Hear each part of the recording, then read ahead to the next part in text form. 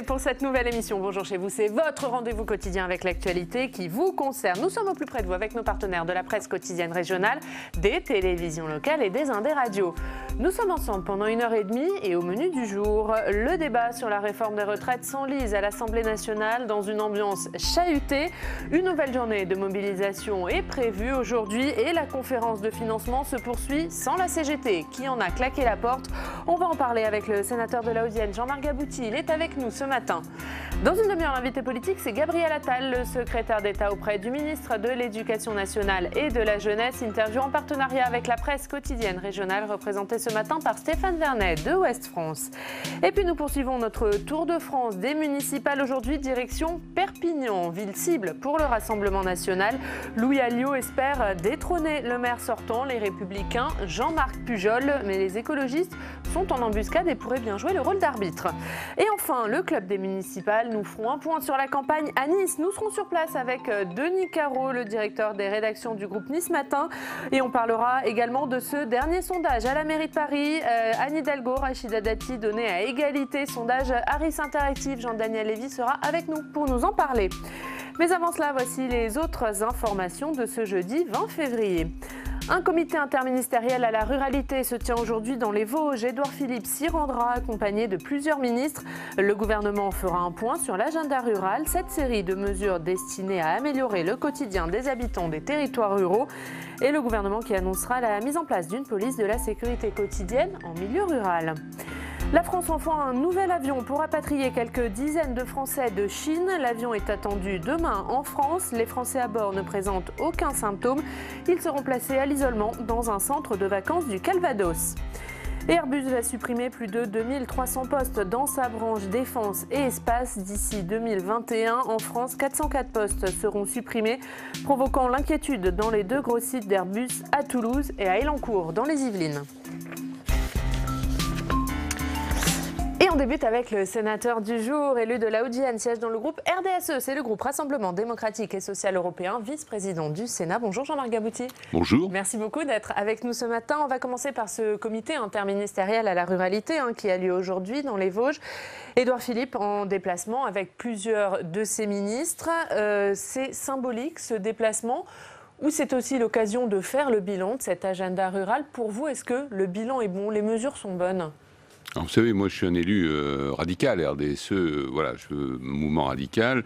Nous sommes très attachés au territoire et très attentifs à ce qui se passe dans les territoires ruraux qui ont été délaissés pendant des années.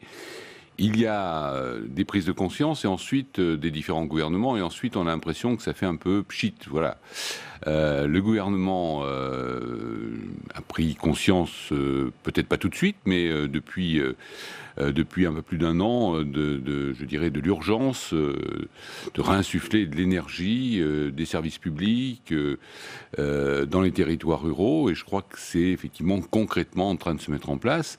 Je pense principalement, notamment aux maisons France Service, qu'on inaugure chaque semaine ou au moins chaque mois dans nos territoires, et qui regroupe les services publics répartis sur l'ensemble des territoires départementaux en partenariat, souvent avec les conseils départementaux, parfois avec la région et avec tous les organismes MSA, Caisse d'allocation familiale, qui assurent le service public ou le service au public. Donc la ruralité n'est pas l'oubliée de la politique gouvernementale? La ruralité n'est pas oubliée, elle a longtemps été négligée. Je crois que ce gouvernement a vraiment pris conscience de la nécessité d'une action forte en direction de la réalité.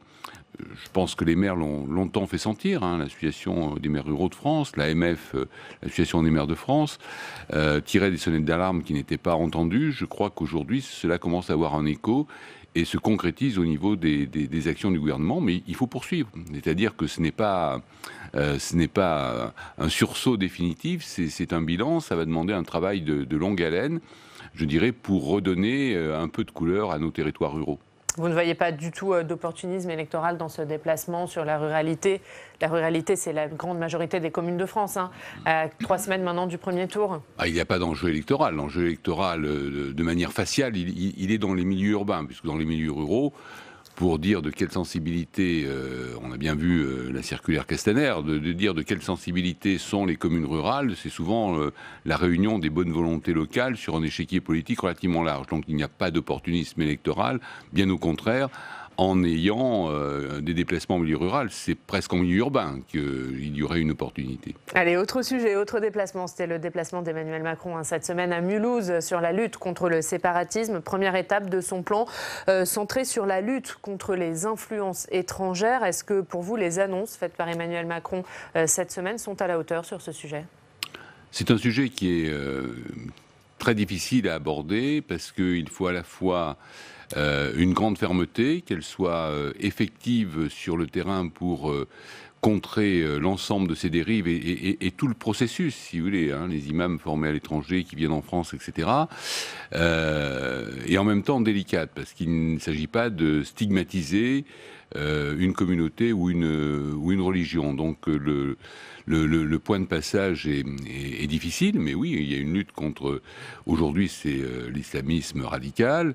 À d'autres périodes, ça aurait pu être d'autres, je dirais, d'autres religions. Hein. Le catholicisme, dans son histoire, au cours des siècles, a pu aussi faire l'objet d'une qualification de radicalisation.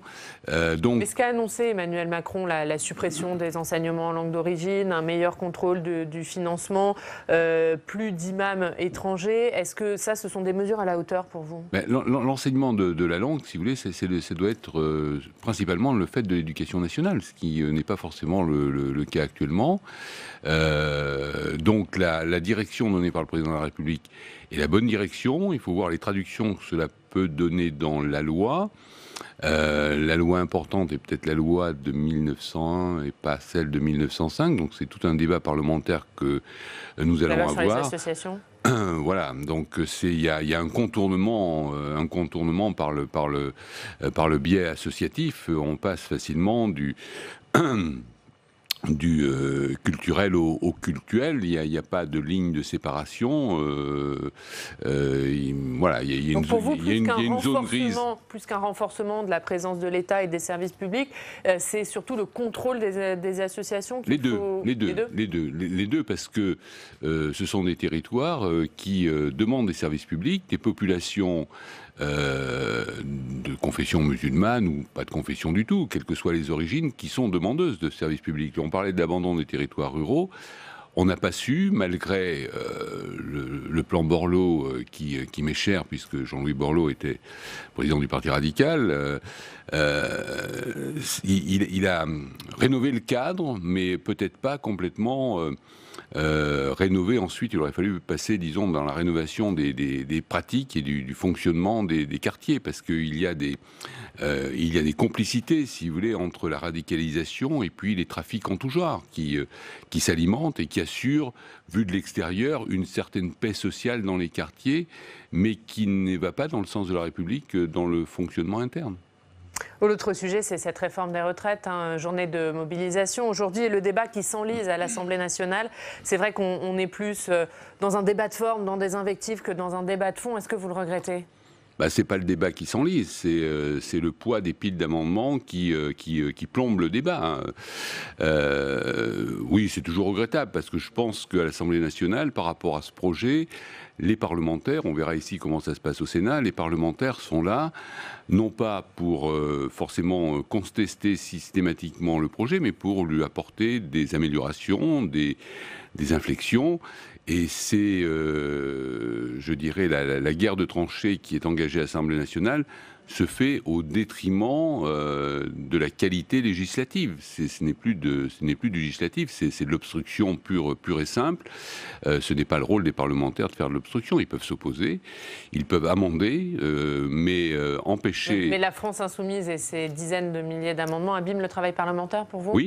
Oui, ça serait fait par quelqu'un d'autre, ça serait la même chose. Il y a pu y avoir dans le passé des rôles inversés. Je crois que ça abîme le travail parlementaire, c'est certain. Dans le même temps, la CGT claque la porte de la conférence de financement qui se poursuit, mais sans le syndicat. Est-ce que pour vous, cette conférence de financement, elle est vouée à l'échec ? Si la CGT part, elle n'est pas vouée à l'échec. Je veux dire que la CGT est contre le projet sans avoir envie d'en discuter au départ une virgule. Alors on voit des différences entre le MEDEF, la CFDT, les partenaires sociaux n'ont pas l'air d'accord sur ce qu'ils veulent faire. Un jour, la CGT reviendra dans les négociations une fois que la loi sera adoptée, parce que ce n'est pas un syndicat qui peut parfois parler fort, mais qui, lorsque les choses sont en place, n'a pas la pratique de la chaise vide. Je lui fais ce crédit. Non, la conférence de financement doit aller à son terme et doit déboucher sur un accord qui sera probablement un compromis, parce que on parle sur cet accord du financement à court moyen terme du régime des retraites. Et puis il y a l'autre volet qui est la réforme systémique des retraites, donc avec le système à points, le régime universel, qui ne prendra son plein effet que dans 17 ans. Mais sur le financement, qu'est-ce que ça serait le bon accord pour vous? Est-ce que pour vous, ça passe forcément par une mesure d'âge finalement? Alors, dans un premier temps, oui, si c'est pas une mesure d'âge qui est pas forcément un âge pivot, qui peut être, par exemple, une accélération de ce qui existe déjà, c'est-à-dire la réforme Touraine qui prévoit que la durée allongement de la durée de cotisation, l'allongement de la durée de cotisation, qu'un décalage de l'âge de départ. Cet allongement est prévu jusqu'en 2027. Bon, la bonne solution, c'est peut-être d'accélérer le dispositif Touraine, qui a été voté sous un autre gouvernement, de manière à faire face aux besoins de financement, de revoir peut-être les cotisations qui n'ouvrent pas de droit au-dessus de 120 000 € par an. Elles sont de 2,8%. Bon, il y a peut-être une marge de manœuvre sur ces cotisations hors plafond. Voilà, je crois que c'est un ensemble de mesures pour permettre au système actuel, encore une fois, pas au futur système, au système actuel, de trouver son équilibre. Il faudra que chacun fasse son effort, y compris, vous savez, je suis chef d'entreprise, y compris la CPME et le MEDEF devront aussi faire un effort, le gouvernement devra faire un effort, les syndicats devront faire un effort pour trouver un accord. Faire un effort de la part du MEDEF, c'est quoi? Accepter finalement une hausse du coût du travail? Non, c'est pas forcément une hausse du coût du travail, mais je veux dire que sur des salaires plafonds, avoir une cotisation un petit peu plus élevée, oui, ce sont des entreprises ceux qui ont ces salaires-là, ce sont des entreprises, je dirais, qui en principe ont des résultats plutôt élevés. C'est pas la PME, c'est pas la TPE, donc il y a peut-être cet effort-là à faire, mais pas sur les cotisations de base, si vous voulez, bien entendu. Mais sur ce plafond de 120 000, au-delà, les 2,8 peuvent peut-être devenir, je sais pas, 3,5. Voilà. Allez, on va passer à l'actualité du Sénat. Jean-Marc Gabouty, on va parler d'une proposition de loi que vous avez co-signée. On va pour cela accueillir notre journaliste parlementaire Steve Jourdain.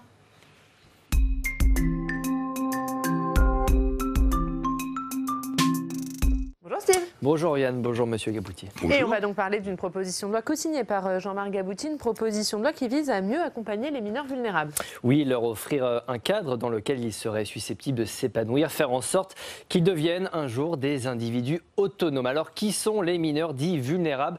Prenons la définition de la Convention internationale des droits de l'enfant. Cette convention nous dit qu'il s'agit de tout enfant qui est temporairement ou définitivement privé de son milieu familial ou qui, dans son propre intérêt, ne peut être laissé dans ce milieu.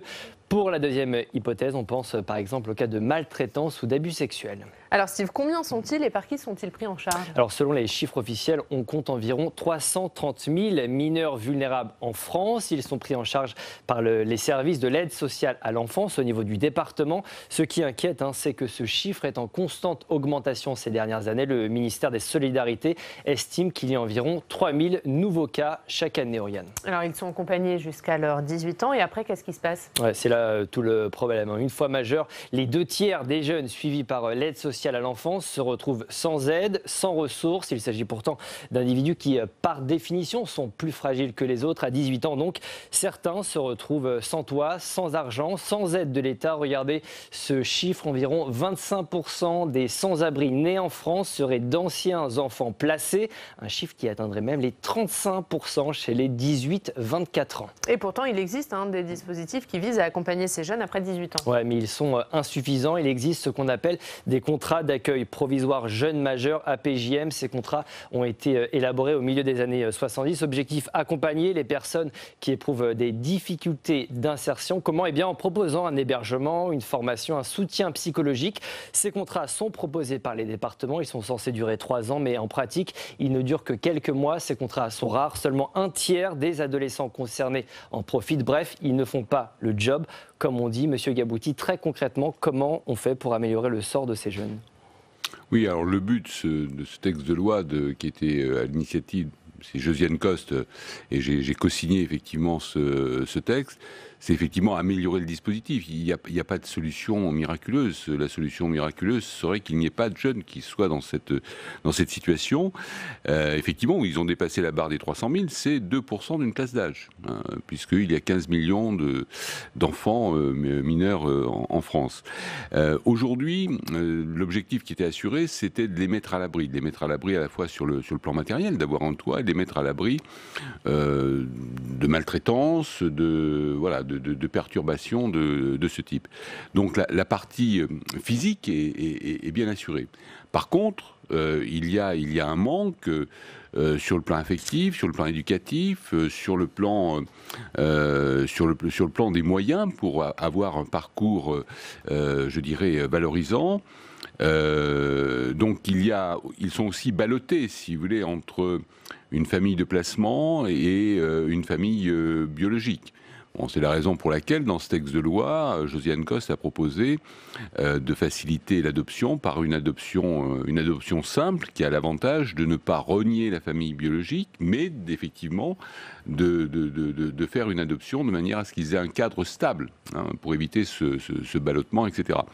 Donc, jusqu'à présent, il y avait, si vous voulez, une recherche d'équilibre qui n'était peut-être pas le bon entre le droit à la parentalité pour la famille biologique et l'intérêt de l'enfant. Je crois que c'est l'intérêt de l'enfant qui était perdant. Donc l'ensemble du système qui est proposé, c'est effectivement de faire basculer le dispositif actuel sur l'intérêt de l'enfant par des mesures de simplification, par ce système d'adoption, par des dispositifs complémentaires pour une prise en charge au-delà de la majorité, parce que vous l'avez dit, c'est aussi un problème de lâcher des jeunes comme ça à 18 ans. À 18 ans, on n'a pas la formation, on n'a pas encore fait son cursus de préparation forcément à la vie professionnelle, ce qui était vrai peut-être il y a 30 ans, mais ce qui n'est plus vrai aujourd'hui. Donc ce sont des mesures de bon sens, mais vraiment dans l'intérêt de l'enfant, et qui englobent aussi je dirais les mineurs isolés, c'est-à-dire les enfants étrangers, où le fait d'être délaissé, du délaissement, serait une présomption a priori, c'est-à-dire les mineurs isolés, on peut penser qu'ils ont été délaissés, donc ils peuvent rentrer dans notre système, parce qu'il faut également traiter ces situations. Allez, on va se rendre maintenant dans une rédaction locale, hein. C'est le principe de cette émission, Jean-Marc Gabouty. Aujourd'hui, on va aller à Mulhouse, on va retrouver nos partenaires de l'Alsace. Bonjour Laurent Baudin. Merci d'être avec nous ce matin. Vous êtes journaliste au service région, éditorialiste au journal L'Alsace.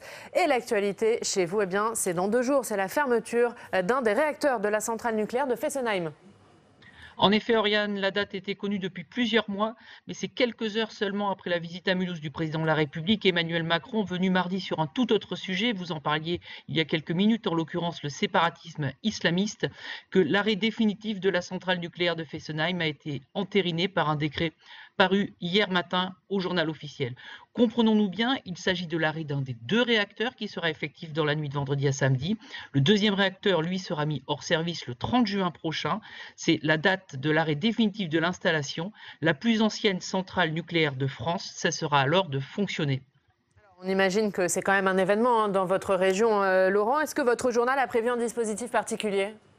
Bien sûr, Oriane, le nom de Fessenheim pour accueillir une centrale nucléaire apparaît dès 1965 pour une mise en service qui a eu lieu en 1977. Cela fait donc 55 ans que l'Alsace traite de l'actualité de la centrale. L'actualité s'est intensifiée ces dernières années et semaines au cours desquelles nous avons recueilli de nombreux témoignages, retracé l'histoire et indiqué également quelles sont les perspectives de démantèlement. Notre site internet l'Alsace.fr propose, outre le traitement factuel de l'actualité, un dossier complet que nous enrichirons également dans notre édition de samedi avec une double page, quelques heures seulement après l'arrêt du premier réacteur. Une fermeture qui fait beaucoup de bruit. Quelles sont les réactions sur place à la fermeture de cette centrale, Laurent ? Alors Oriane, les antinucléaires sont évidemment très satisfaits, mais cette satisfaction ne saurait occulter l'amertume qui prédomine au sein de la population. Il faut bien comprendre que si le sujet a été une polémique et au centre du débat politique en France depuis des années, voire des décennies, la centrale nucléaire de Fessenheim était considérée comme un atout régional. Elle génère encore aujourd'hui près de 2000 emplois directs et indirects. En Alsace, l'impression qui domine donc est que la plus ancienne centrale nucléaire française a été sacrifiée sur l'autel d'intérêts politiciens, à savoir un choix du candidat François Hollande cherchant à s'attirer les voix écologistes durant la campagne présidentielle de 2012. Pour beaucoup, c'est bien cette campagne présidentielle de 2012 qui marque le début de la fin. Est-ce que du coup les opposants ont prévu des événements particuliers ? Alors, les opposants à la fermeture et les partisans également, pas moins de 4 manifestations sont programmées vendredi et samedi. Une veillée organisée par la municipalité débutera d'ailleurs dès vendredi soir. La date d'arrêt de la centrale est symbolique à plus d'un titre, mais le maire sortant, Claude Brinder, mènera une liste unique aux élections municipales.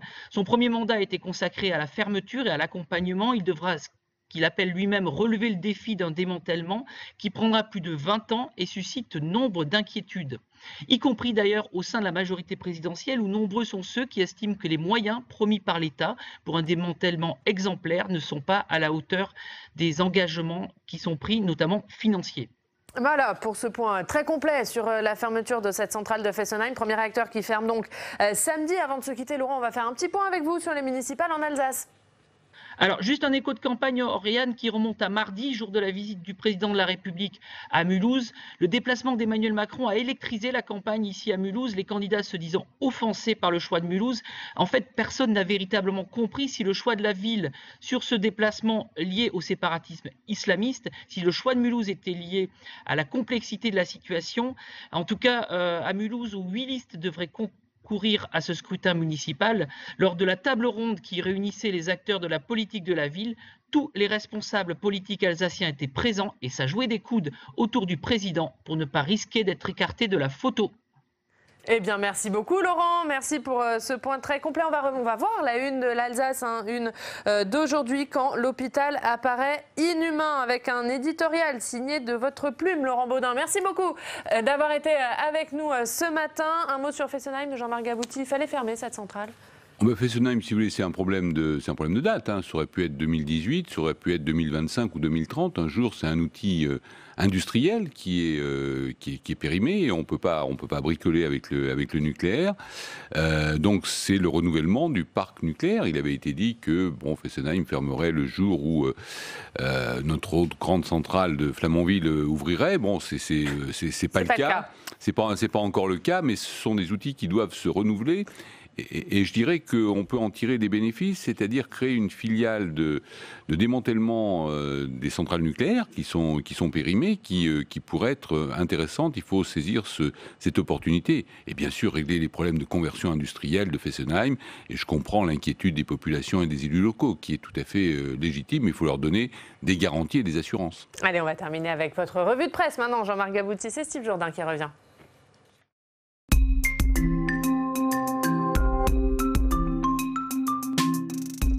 Et Steve, on commence avec la contestation qui se poursuit contre la réforme des retraites. Ouais, les opposants de Limoges ne désarment pas, titre le Populaire, alors que la réforme des retraites est actuellement étudiée, on le sait, par l'Assemblée nationale. Les opposants doivent à nouveau défiler ce matin dans la ville. Les dernières manifestations à Limoges n'avaient pas vraiment beaucoup mobilisés, mais le noyau dur continue donc à se mobiliser. Il ne baisse pas les bras, Oriane. Et on revient, on parle municipal avec une page qui se tourne. À 100 ans, le plus vieil élu de France ne se représente pas aux élections municipales. La Dépêche s'intéresse à ce tout jeune centenaire. Louis Donny a eu 100 ans au mois d'octobre. Il quittera ses fonctions après 74 ans et 11 mois au service de sa commune. Il est conseiller municipal des Grands Chézeaux en Haute-Vienne, Oriane. Et un mot rapidement. Oui, nous avons eu l'occasion de l'honorer au cours de la dernière assemblée générale de l'association des maires du département. Et il se porte fort bien, mais il nous a indiqué qu'il ne serait pas raisonnable qu'il concourt pour un nouveau mandat. C'est une figure locale. 6 ans, ça aurait été beau. C'est touchant. C'est quelqu'un qui garde toutes ses facultés intellectuelles, en tout cas. Allez, on termine avec les municipales, toujours un. Mais à Limoges, les listes et les programmes qui se précisent, Steve. Ouais, Thierry Miguel annonce l'ordre de sa liste de gauche citoyenne. Le Populaire s'y intéresse ce matin. Le quotidien se penche notamment sur les lignes directrices du programme. Un programme issu d'une co-construction entre les partis de gauche et les associations citoyennes. Les associations et la société civile qui ont une place importante sur cette liste, puisque sur les 15 premiers noms de la liste, 9 personnes sont issues de la société civile. Selon les sondages, pas certain que ce renouveau soit suffisant pour déloger la maire sortante Émilie Roger Lomberti. C'est pas simple. Une maire Les Républicaines dans une ville historiquement de gauche. Un mot là-dessus. C'est un maire qui va au-delà au niveau influence du parti républicain, qui a une concurrente radicale, mais qui n'est pas une adversaire de deuxième tour, qui est Monique Bolestin, qui est une ancienne élue, une ancienne première adjointe socialiste. Le Parti socialiste en lui-même, on voit lorsqu'ils font appel à la société civile, c'est bien, ils essayent de se renouveler. Il faut penser qu'il y a peu de temps encore, ils étaient considérés comme indélogeables sur Limoges, puisqu'ayant exercé le pouvoir municipal pendant plus d'un siècle. Donc les municipales à Limoges, à mon sens, ne réserveront pas de très grandes surprises. L'équipe sortante qui a fait un bon travail sera renouvelée. J'espère que l'équipe qui représente aujourd'hui le mouvement radical et la République en marche fera un bon score et pourra apporter sa contribution à une liste d'union de deuxième tour que j'appelle de mes voeux.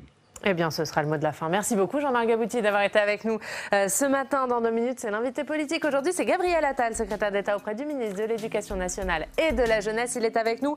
Avant de l'entendre, on va regarder un extrait des questions d'actualité au gouvernement. Elles avaient lieu hier au Sénat. Comme tous les mercredis, on va regarder cet échange entre la sénatrice socialiste de Paris, Marie-Pierre de La Gontrie, et le Premier ministre à propos du départ d'Agnès Buzyn du gouvernement. On regarde.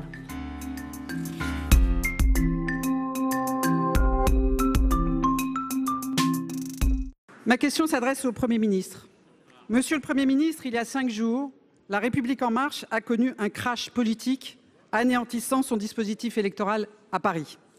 Avec le Président de la République, vous avez alors désigné en 48 heures la ministre des Solidarités et de la Santé comme candidate de substitution improvisée. Curieuse décision, en plein chaos de la réforme des retraites, de crise sans fin de l'hôpital public, de risque de pandémie du coronavirus, vous décidez de changer de ministre. Votre gouvernement ne cesse de nous surprendre par sa légèreté, parfois par sa vulgarité, comme celle de votre ministre de l'Intérieur ce matin à l'égard de notre collègue député Olivier Faure. Nous attendons sur ce point votre condamnation solennelle. Naufrage de la réforme des retraites, 11 mois de grève des personnels hospitaliers, démission collective des chefs de service par centaines, report du plan grand âge, fermeture de maternité, le bilan de Mme Buzyn qui prétendait vouloir réenchanter l'hôpital ressemble aujourd'hui à un champ de ruines. Monsieur le Premier ministre, la France mérite que vous privilégiiez l'intérêt général plutôt que l'intérêt partisan. Nos concitoyens attendent donc votre réponse. Monsieur le Président, Mesdames et Messieurs les sénateurs, Madame la sénatrice, merci de cette question formulée sur un ton très ferme. Et qui trahit, ou plus exactement qui indique, pardon, elle ne trahit rien, mais elle indique à la fois peut-être votre incompréhension de la décision que j'ai proposée au Président de la République. Peut-être aussi, mais je dis peut-être, indique-t-elle une forme de surprise et qui sait, de fébrilité par rapport à cette décision. J'ai dit et je redirai toujours que Agnès Buzyn a été une remarquable ministre de la Santé. Remarquable. Vous avez le droit de ne pas être d'accord, mais j'ai le droit de vous donner mon avis. Remarquable par sa connaissance des dossiers, remarquable par sa technicité, remarquable par son humanité. Elle a choisi de s'engager dans un combat politique.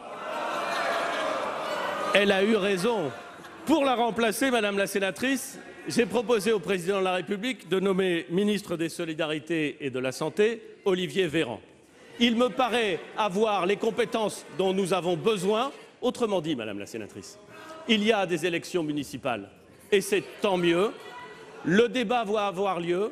Il aura lieu au cours de ces élections. Les électeurs le trancheront et c'est très bien ainsi.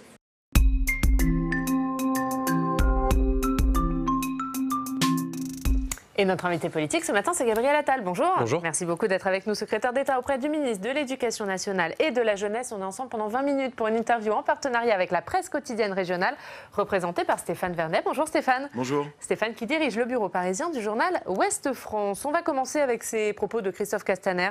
Gabriel Attal, Christophe Castaner qui hier matin a évoqué la vie privée d'Olivier Faure. C'était dans une interview. Il a parlé de ses divorces, de ses séparations. Christophe Castaner qui a dit regretter ses propos, surtout s'ils avaient blessé Olivier Faure. Mais quand même, est-ce que de la part du ministre de l'Intérieur, ce n'était pas une erreur, voire une faute de dire ça ? Il l'a dit lui-même, qu'il regrettait ses propos. Donc à partir de là, je pense que le débat sur le sujet est clos. Il a clarifié les choses quelques heures après cette interview et ça me semble maintenant... Pour vous, le débat est clos ? Oui, à partir du moment où Christophe Castaner s'est exprimé en expliquant qu'il regrettait ses propos, ça me semble... Vous comprenez la colère d'Olivier Faure quand même. À l'évidence, Christophe Castaner l'a entendu aussi, puisqu'il a dit qu'il regrettait ses propos. Est-ce qu'Olivier Faure surjoue dans cette histoire? Parce qu'il fait une conférence de presse, il demande que le président convoque le ministre de l'Intérieur, il parle de faute grave. Est-ce que c'est mesuré ou est-ce qu'on est dans... Est-ce que c'est exagéré? Comment vous mesurez les choses, vous? Encore une fois, moi je considère que cet épisode est clos et j'ai envie de vous dire, j'en suis même assez satisfait parce que, voilà, moi je suis... satisfait que ça soit clos? Oui, mais enfin voilà, moi je trouve qu'on a en ce moment un niveau de débat public qui est qui moi me satisfait pas en tant que responsable politique. Vous savez, moi est-ce que c'était besoin d'en j'ai 30 ans, je me suis engagé j'ai 30 ans, je me suis engagé en politique pas pour avoir les débats qu'on a en ce moment. Je parle de ce qui se passe depuis une semaine, voilà. Donc moi je suis content quand on parle de fond et des dossiers d'abord qu'on m'a confiés, mais des dossiers d'une manière générale qui préoccupent les Français.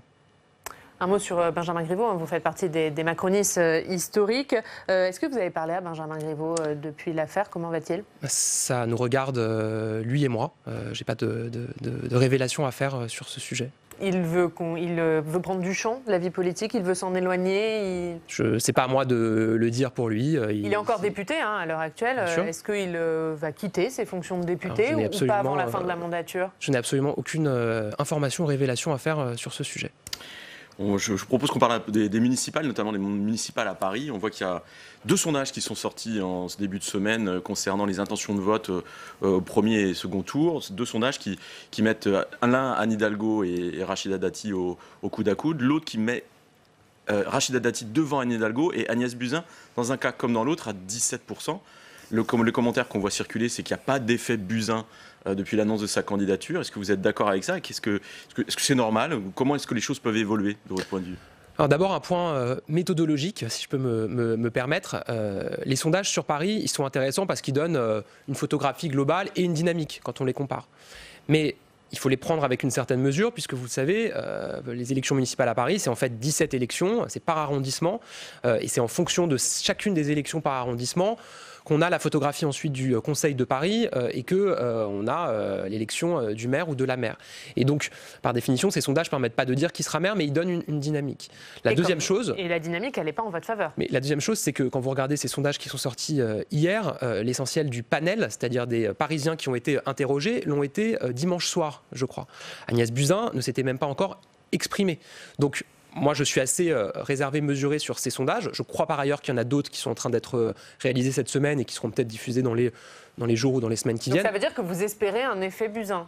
Moi, je crois profondément que... Vous espérez qu'Agnès Buzyn soit une meilleure candidate que Benjamin Griveaux et qu'elle imprime plus à Paris? Je ne dis pas ça, je dis que par définition, quand vous avez un candidat important qui est remplacé par une autre candidate, par définition, ça rebat les cartes. Et donc par définition... c'est une nouvelle dynamique qui s'enclenche. Maintenant, il faut convaincre les Parisiens. Je crois que c'est ce à quoi Agnès Buzyn s'emploie depuis lundi matin. Elle a fait un certain nombre de déplacements déjà. Elle a fait plusieurs interventions chez certains de vos confrères hier. Elle va continuer à le faire dans les jours qui viennent. Et évidemment, elle cherche à convaincre. Alors, Agnès Buzyn s'emploie à convaincre les Parisiens, comme vous dites. Elle cherche aussi à convaincre Cédric Villani. Où est-ce que les deux candidats en sont de leurs échanges et de leurs tractations? D'abord, Est-ce qu'il y a une chance que Cédric Villani revienne? Je l'espère. C'est encore possible? Je le crois. Moi, je pense que par définition, tant que les listes ne sont pas déposées totalement, qu'on n'est pas au moment du premier tour, il y a encore une chance d'y arriver. On a un peu l'impression que les deux se tendent la main mutuellement, mais que personne ne saisit la main tendue de l'autre. Est-ce que vous pensez qu'il y a un accord? Déjà, moi, je vois les choses toujours positivement. Il y a de la discussion, il y a du dialogue. Ils l'ont dit d'ailleurs eux-mêmes. Ils ont échangé. Moi, je souhaite évidemment qu'on puisse aller vers un rassemblement dès le premier tour. Ça serait l'idéal. Et sans ce rassemblement dès le premier tour, est-ce que la République En Marche peut encore prendre Paris? Oui, je pense que oui. Parce qu'il y a 2 tours, il y a même 3 tours, quand on regarde les choses par rapport à ce que je vous disais tout à l'heure. Et donc, il y a tout à fait la possibilité de gagner Paris, indépendamment de ce rassemblement dès le premier tour. Mais par définition, c'est toujours mieux d'être ensemble. Est-ce que c'est possible de prendre Paris entre le premier et le deuxième tour, sans alliance avec la droite? Et s'il faut le faire, si le seul moyen de le faire, c'est par une alliance avec la droite, c'est mal parti. Si Rachida Dati est avant la candidate de la République En Marche au soir du premier tour, l'alliance, elle se fera dans l'autre sens. Vous serez obligé de vous ranger derrière Rachida Dati et non pas l'inverse. D'abord, il reste un peu moins d'1 mois de campagne. Notre candidate a démarré sa campagne lundi matin. Donc, moi, je ne me place pas dans ce scénario-là. C'est-à-dire que je pense qu'elle peut convaincre et qu'elle va convaincre et qu'elle sera devant. Mais je pense que c'est possible. Quand vous regardez les sondages, vous avez, je crois, entre 65 et 70% des Parisiens qui, quand on leur demande s'ils souhaitent que Anne Hidalgo soit réélue, répondent non. Donc c'est bien qu'il y a un chemin pour une alternative, une alternance à Paris. Et moi je crois que celle qui peut l'incarner, c'est Agnès Buzyn. Je ne crois pas que Rachida Dati puisse l'incarner. Droite, forcément avec une alliance avec la droite. Mais vous savez, nous on s'adresse à différents électorats. Agnès Buzyn l'a dit, des électeurs de droite, des électeurs de gauche, des électeurs écologistes. Mais vous n'excluez pas cette alliance avec la droite? Ah non mais attendez, moi je ne me place pas du tout dans ces sujets d'alliance. Là on est dans le premier tour déjà, donc essayer de rassembler notre famille politique au sens élargi du terme, et puis essayer de convaincre les Parisiens. Et c'est ce à quoi Agnès s'emploie. Quelles sont les autres villes que la République En Marche pourrait ou devrait remporter dans cette élection? Alors, nous, on s'est fixé dès le départ un objectif. 10 000 élus locaux. Oui, ce qui est un objectif ambitieux, je le dis. On part dans ces élections municipales, par définition, avec un compteur à 0, puisque 2000. la République En Marche... L'estimation, c'est 2000 élus locaux. Oui, 2000 élus locaux, mais qui n'ont pas été élus En Marche, qui ont rejoint la République En Marche. Par définition, aux dernières élections municipales, En Marche n'existait pas. Ça a été créé en 2016, et les dernières datent de 2014. Les 10 000, vous les aurez. Le problème, c'est que... Je suis pas sûr. Enfin, attendez, c'est pas dit. Donc vous êtes sûr pour Paris, mais pas pour les 10 000. Non, mais je crois aujourd'hui que les Républicains revendiquent 12 000 élus locaux. Donc vous voyez que 10 000, c'est quand même très important pour, encore une fois, une formation politique qui est nouvelle, qui se frotte pour la première fois à des élections locales. Donc c'est un objectif qui est très ambitieux. Si on arrive à cet objectif-là, ce sera déjà une conquête très importante pour la République En Marche. Vous aurez besoin aussi d'afficher des victoires dans certaines villes un peu symboliques, comme Paris ou d'autres. Lesquelles? Bien sûr. Alors, moi, je vais vous dire pourquoi je suis très réservé sur le fait de lister des villes, parce que si là, je vous donne des villes dont je considère qu'on peut, qu'on doit, qu'on va les gagner, ça veut dire que celles que j'aurais pas citées, on ne peut pas, on ne doit pas et on ne va pas les gagner. Et vis-à-vis de nos candidats qui se battent, qui font campagne, qui cherchent à convaincre, je ne trouve pas ça très correct. Moi-même, vous savez, je suis candidat dans ma ville, à Vanves, et donc je n'aimerais pas que quelqu'un explique qu'on peut gagner certaines villes et puis d'autres qui ne sont pas citées, qu'on ne peut pas les gagner. Mais en tout état de cause, dans cette élection, on va semer des graines pour l'avenir. On va avoir des élus à tous les niveaux. On aura des conseillers municipaux, on aura des adjoints au maire, on aura, je l'espère, des maires. Mais dans beaucoup de villes, vous avez dû vous ranger derrière des maires déjà en place. Est-ce que c'est pas l'illustration que votre parti il a du mal à s'implanter localement? Vous savez, c'est pas dans l'essentiel des villes. Je crois qu'on a réalisé un peu plus de 600 investitures et je crois que les soutiens, c'est-à-dire les candidatures où nous ne sommes pas nous-mêmes tête de liste, c'est un peu moins de la moitié. Et c'est beaucoup, 600 investitures. Il y a quelque chose qu'on ne dit pas souvent, c'est que la République En Marche, on est un des seuls partis à publier au niveau national toutes nos investitures et tous nos soutiens. Là où vous avez des partis qui cachent leurs candidats. Est-ce que vous avez la liste des candidats soutenus par le Parti socialiste au niveau national dans toute la France? Non, ils ne la diffusent pas. Et d'ailleurs, vous avez énormément de candidats qui ne mettent pas le logo, qui ne se revendiquent pas de leur parti. Nous, on ne cache rien. Nous, on dit les choses. Chez les Républicains, Je pense qu'il y a un peu plus de transparence, mais vous avez énormément de maires sortants, les Républicains, qui se présentent sans logo, qui disent qu'ils sont sans étiquette. Le Rassemblement national, qui pour le coup, je crois, publie l'ensemble de ses investitures au niveau national, ils sont, je crois, à 400 investitures, donc beaucoup moins que nous. Donc on ne peut pas nous accuser de faire l'impasse sur ces élections, au contraire, on y va de manière très ambitieuse et très conquérante. Alors, juste une dernière chose sur les municipales. On voit que les investitures ont été compliquées. On a beaucoup parlé de Paris, mais il y a d'autres villes où il y a plusieurs candidats qui se revendiquent de La République En Marche, qui se présentent les uns contre les autres. Les consignes du mouvement, elles sont très claires. C'est que partout où il y aurait menace ou possibilité pour le Rassemblement national de gagner la ville au second tour, les consignes du mouvement La République En Marche, c'est de dire on se retirera si le retrait permet d'éviter que le Rassemblement national gagne la ville. Comment vous allez faire dans les villes où vous avez plusieurs candidatures, des dissidents, où on voit que finalement les consignes nationales elles sont difficiles à appliquer? Est-ce que vous ne craignez pas qu'il y ait un certain nombre de vos candidats qui ne fassent pas cet effort-là et qui ne se retirent pas entre le premier et le deuxième tour parce qu'ils sont persuadés que finalement ils peuvent quand même gagner ou faire accomplir quelque chose au niveau personnel? Je vais vous dire, ça sera un bon test pour ceux qui aujourd'hui effectivement sont partis en dissidence et se revendiquent encore de La République En Marche ou du président de la République. S'il y a un risque que le Rassemblement national l'emporte et qu'il ne se retire pas, ça sera la démonstration par A plus B qu'ils sont totalement en dehors de nos valeurs et en dehors de nos objectifs. Donc ça sera un bon test. L'autre chose que je vais vous dire sur ce point, c'est qu'on dit beaucoup La République En Marche, vous avez des dissidences, c'est très compliqué, etc. C'est vrai, c'est quand même vrai. La part des villes où il y a effectivement des dissidences et des situations compliquées, c'est 5%. 5% de nos investitures. Donc c'est pas la majorité, loin de là, c'est même pas une minorité importante. Et on ne dit jamais que... Mais c'est beaucoup dans les grandes villes. Mais c'est la réalité dans toutes les formations politiques. Qu'est-ce qui se passe à Marseille où vous avez Madame Vassal et Monsieur Gilles qui sont tous les deux des Républicains qui se présentent l'un contre l'autre? Qu'est-ce qui se passe dans beaucoup de villes où vous avez, que ce soit à gauche, à droite, chez les écologistes, des dissidences? Voilà, ça arrive dans la vie politique, ça nous arrive, mais 5% de nos investitures... Pas plus qu'aux autres. Pas plus qu'aux autres, voilà. On aimerait que ça soit moins qu'aux autres, mais c'est notre première échéance. Peut-être que les choses iront mieux pour les prochaines. Mais voilà, n'accusons pas La République En Marche de mots qui ne sont pas les siens. Voilà. Allez, on va parler d'un autre sujet, c'est la lutte contre le communautarisme, contre le séparatisme dans la bouche du gouvernement. Emmanuel Macron a présenté la première partie de son plan cette semaine. Vous faites des déplacements sur ce sujet, déplacements quasi hebdomadaires. Quel est l'objectif de vos déplacements? Et je crois que vous allez faire remonter des propositions au président de la République. Est-ce que vous pouvez déjà nous en donner quelques-unes?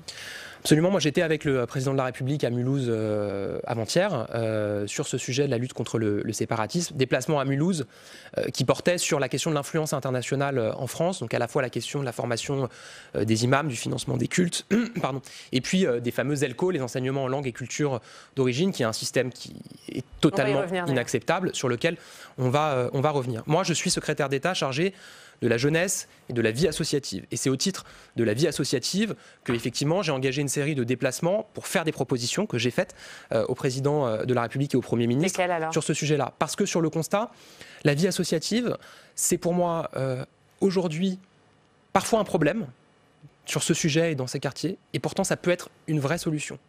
C'est parfois un problème parce que vous avez aujourd'hui des situations où, derrière le statut d'association de loi 1901, vous avez un projet politique qui est celui de l'islam politique, qui cherche à embrigader des enfants et des familles en se protégeant derrière le statut d'association de loi 1901, et ça c'est absolument inacceptable. Et donc il faut mieux encadrer, mieux contrôler et mieux sanctionner ces associations qui sont aujourd'hui noyautées par des personnes qui sont issues des frères musulmans, en tout cas qui ont un projet politique. Et puis, c'est une solution et une chance, parce que moi je crois profondément qu'on peut développer, qu'on doit développer davantage dans ces quartiers une éducation populaire du XXIe siècle, une offre alternative républicaine à ce qui est aujourd'hui proposé par ceux qui ont un projet d'islam politique. Et ça veut dire travailler avec les grands réseaux d'éducation populaire pour réinsuffler cette dynamique dans les quartiers. Ils y sont déjà présents dans un certain nombre, mais il faut travailler avec eux pour avancer davantage. Et c'est sur ces deux volets. Comment on fait pour mieux contrôler, mieux encadrer ces associations? C'est quoi vos propositions concrètes? Par définition, j'ai fait des propositions au président, au Premier ministre. Ils n'ont pas encore arbitré, mais ça sera annoncé très rapidement. Dès la semaine prochaine, il y aura un nouveau déplacement. Parler des arbitrages qui n'ont pas eu lieu, mais vos propositions à vous? J'ai fait des propositions qui sont... On verra celles qui sont retenues, mais en tout cas, oui, c'est pas comme ça que ça fonctionne. Vous savez, les arbitrages se font pas sur des plateaux de télévision, mais il y a des propositions qui visent, je vous donne un exemple, c'est les associations qui accueillent des enfants, des mineurs, qui ne sont pas forcément des accueils collectifs de mineurs au sens déclaré du terme, mais vous avez par exemple des associations qui, dans leur objet, expriment qu'elles font du soutien scolaire. et qui se servent de cet objet social, de soutien scolaire, comme un produit d'appel pour attirer des enfants et derrière embrigader des familles vers des valeurs qui sont contre celles de la République. J'étais dans une commune, dans ma série de déplacements, où j'ai vu très concrètement ce que c'était. J'ai vu une école publique qui a été extrêmement soutenue par toutes les actions du gouvernement. Toutes les classes ont été dédoublées, puisqu'on a décidé de dédoubler les classes dans les territoires REP et REP+. Un petit déjeuner qui est servi à tous les enfants en arrivant à l'école parce qu'on sait que c'était une vraie inégalité sociale. L'école elle-même avait été refaite par la municipalité, un chantier de, je crois, 7 millions d'euros il y a 2 ans. Donc, en termes de politique publique, c'était l'incarnation de tout ce qu'on est en train de faire pour ces quartiers. Donc, les enfants avaient toutes les raisons d'être bien accompagnés, d'être heureux, épanouis, émancipés dans cette école. Et pourtant, vous avez une association, loi 1901, qui fait prétendument du soutien scolaire, qui accueille 300 enfants le mercredi et le week-end.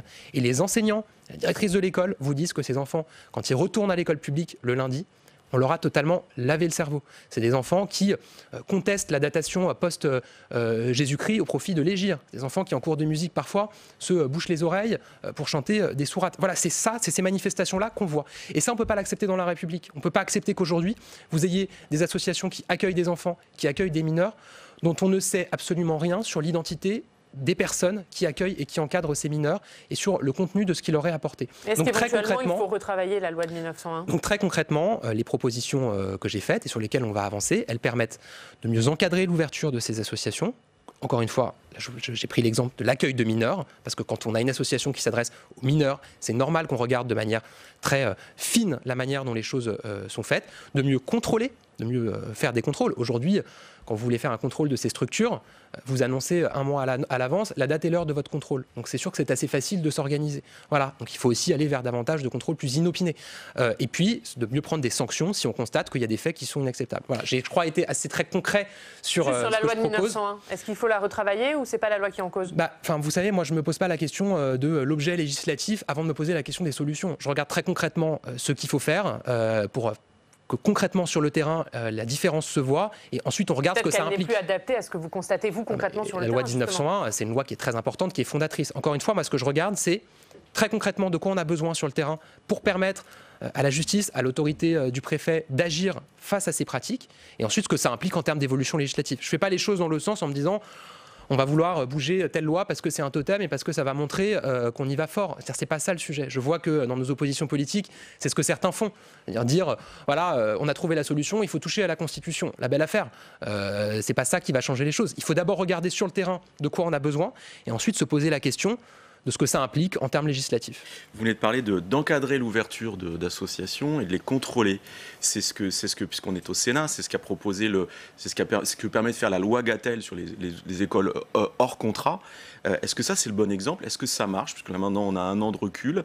Premier bilan, et il est bon, il n'est pas bon. Est-ce que ça fonctionne ? La loi Gatel, ça a été un progrès majeur. C'est d'ailleurs pour ça qu'on l'a Mais dans son soutenu. application. Dans son application, ça fonctionne. L'an dernier, on a fermé 4 écoles hors contrat. Et surtout, à la rentrée dernière, on a interdit l'ouverture, je crois, de 27 d'entre elles. Donc on voit bien que ça fonctionne. Et oui, moi, quand je vois... Donc ça, c'est un bon bilan. Oui, et quand je vois ce qu'on arrive à faire avec la loi Gatel sur les écoles hors contrat, ça m'inspire des choses pour les associations qui ne sont pas déclarées comme des écoles hors contrat, mais qui ont vocation à accueillir des enfants mineurs et qui parfois sont des écoles hors contrat qui ne disent pas leur nom, qui ne disent pas leur statut. Et donc il faut être très clair et il faut agir. Un mot, vous en avez parlé tout à l'heure, mais on va y revenir sur ces fameux ELCO, les enseignements en langue et culture d'origine, qu'Emmanuel Macron a donc annoncé vouloir supprimer dès septembre 2020. C'est des cours qui étaient dispensés par des enseignants désignés par les gouvernements d'autres pays. Juste avant de revenir sur ce qu'a dit Emmanuel Macron, on comprend pas bien en quoi ces enseignements posaient problème. Ils n'étaient pas contrôlés par le ministère de l'Éducation nationale ? Non. Ce qui posait problème, c'est des enseignements qui sont issus d'accords qui datent des années 70 et qui visaient à maintenir un lien entre des enfants de familles issues de ces pays et puis donc ces pays et ces langues d'origine. 9 pays. Mais il y avait un contrôle du ministère de l'Éducation nationale. Vous avez aujourd'hui 80 000 enfants qui sont dans ces fameux ELCO et le ministère de l'Éducation nationale ne contrôle ni l'identité des professeurs qui sont détachés par ces pays d'origine. Et donc on se rend compte que pour un certain nombre d'entre eux, ils ne parlent pas un mot de français, ce qui pose quand même un problème, puisque je rappelle que ces cours ont lieu dans l'école de la République, c'est pas sur le temps scolaire, mais c'est dans l'école de la République, qui ne contrôlent pas le contenu de ce qui est enseigné aux enfants dans le cadre de ces cours. Et donc, très concrètement, ce qu'on dit, c'est on va basculer ces fameux ELCO en EILE, Enseignement internationaux en langue étrangère, qui est un dispositif qui, pour le coup, a été créé dans sa forme juridique par la précédente majorité et qui permet d'avoir un contrôle sur l'identité des enseignants, de s'assurer qu'ils parlent le français et puis surtout de voir concrètement ce qu'ils disent et ce qu'ils enseignent aux enfants dans ce cadre. La précédente majorité avait créé ces EILE. Elle n'avait pas du tout fait le travail avec les pays d'origine parce que c'est un travail diplomatique. Vous savez, c'est un acquis ancien pour ces pays. C'est eux qui détachent et qui financent les enseignants. Et donc, il y a un vrai travail diplomatique à faire qui est très difficile. La précédente majorité s'était contentée de créer le statut. Nous, on a fait le travail diplomatique avec Jean-Yves Le Drian, avec Jean-Michel Blanquer. Donc, très concrètement, on est en train d'aboutir avec l'essentiel de ces pays, le Maroc, avec la Turquie, l'Algérie. Pour être clair, ça coince avec la Turquie. Est-ce qu'il faut aller jusqu'au bras de fer avec la Turquie sur ce sujet? Ah mais là-dessus, on est extrêmement clair. C'est pas une question de bras de fer ou de pas bras de fer. C'est que à la rentrée prochaine, il n'y aura plus d'enseignement en langue et culture d'origine. Pour des pays qui voudront continuer à avoir ce lien, il faudra basculer en EILE et donc accepter que la France contrôle les personnes qui sont détachées pour faire les enseignements et le contenu. Et donc, il faudra que la Turquie s'y plie. Voilà, moi je réaffirme ce point de manière très forte. Autre grand sujet qui vous concerne directement, le service national universel. Où en êtes-vous de la campagne de recrutement des volontaires pour cette année? Je rappelle qu'il y a vous avez 30 000 volontaires à recruter et que le service national universel est étendu à l'ensemble des départements français cette année. Combien est-ce que vous avez combien est-ce que vous en avez pour l'instant? Alors, j'ai pas le compteur en direct et surtout, vous savez, on a lancé la campagne. Et ça marche ou ça marche pas? Ah oui, bien sûr, il y a un intérêt très fort. Ce que je sais, c'est qu'il y avait déjà des personnes inscrites avant même qu'on communique sur le site internet. C'est-à-dire qu'il y avait donc vous aurez vos 30 000 volontaires des petits très motivés qui avaient tout le week-end recherché le site, qui l'ont trouvé. Et donc voilà. Et puis on est en période de vacances scolaires dans un certain nombre d'académies. Donc comme les réunions d'information ont lieu dans les lycées, c'est assez. Vous êtes en train de nous dire que ça démarre doucement. C'est pas évident. Non, c'est pas ce que je vous dis. C'est que c'est pour ça que moi je n'ai pas demandé là de bilan, puisque par définition on est encore dans les vacances. Mais il y a un intérêt très fort. Moi je me déplace toutes les semaines. Je serai en Gironde en fin de semaine, vendredi, sur ce sujet-là, pour rencontrer des lycéens, échanger avec les partenaires. Quelles questions ils vous posent? Des questions à la fois très importantes. Pourquoi est-ce qu'on fait le service national universel? C'est quand même la première question que tout le monde doit se poser. Emmanuel Macron l'a rappelé dans ses vœux aux Français. C'est dans son projet pour la République, pour l'unicité du peuple français. Il considère qu'avoir ce moment de brassage social, de mixité géographique autour des valeurs de la République, autour d'un cadre patriotique et républicain, c'est important au service de la jeunesse. C'est un outil majeur, c'est un dispositif qui fait partie de la fameuse lutte contre les séparatismes.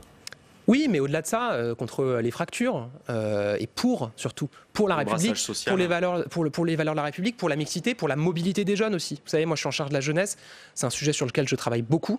On a des jeunes qui sont aujourd'hui très peu mobiles parce que les colonies de vacances se sont beaucoup affaiblies ces dernières années. Je travaille d'ailleurs sur des mesures que j'annoncerai dans les prochaines semaines sur ce point-là. Et quand vous demandez à des jeunes ensuite, à 16, 17, 18 ans, d'aller suivre une formation en apprentissage ou d'aller chercher un emploi dans une autre partie de leur département, voire dans un autre département, s'ils n'ont jamais eu l'expérience de quitter le domicile familial et leur environnement immédiat dans leur vie, c'est très compliqué. Et donc le SNU, c'est aussi une première expérience de mobilité pour ces jeunes. L'an dernier, sur les 2000 jeunes qui étaient pourtant volontaires, 60% prenaient le TGV pour la première fois de leur vie. Et donc, c'est très important aussi à ce niveau-là. Donc, c'est pour. Ensuite, les autres questions qui me posent, c'est des choses très concrètes. Est-ce que j'ai le droit à mon téléphone portable? Est-ce que avec qui je vais dormir? Est-ce que voilà, c'est des choses qui sont très concrètes et c'est normal. Et moi, je me déplace, je donne beaucoup de ma personne pour leur répondre personnellement. Mais évidemment, vous avez des réunions d'information qui ont lieu dans tous les territoires avec les préfets et les recteurs. Si on vous entend, le bilan est bon pour la généralisation. Vous êtes sur quelle échéance du coup?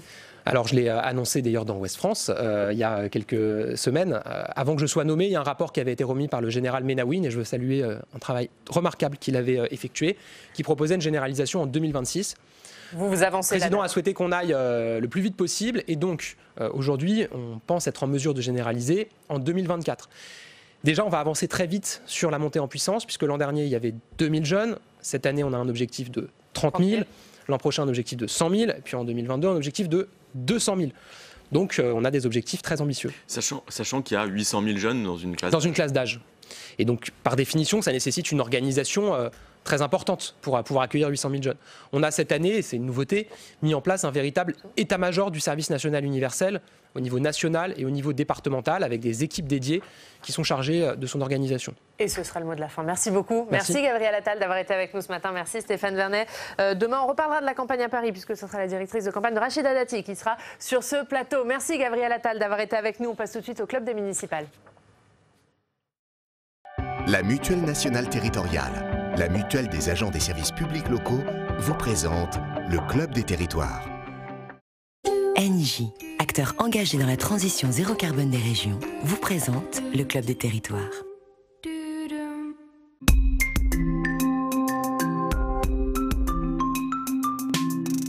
La presse quotidienne régionale et les télévisions locales vous présentent le Club des territoires.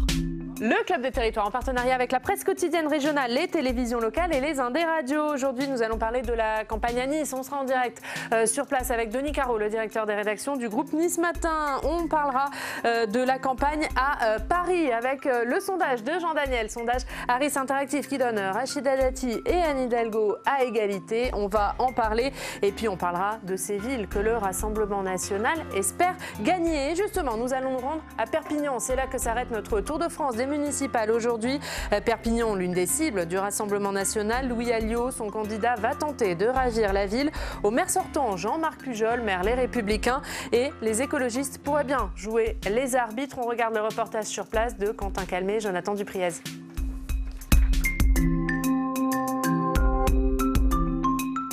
La gare de Perpignan, c'était le centre du monde, selon l'artiste Salvador Dali. Ce qui est certain, c'est qu'avec les élections municipales, tous les regards se tournent vers la préfecture des Pyrénées-Orientales. Louis Alliot, le candidat soutenu par le Rassemblement national, est très bien placé dans les sondages. Pour ses concurrents, le premier tour est donc crucial.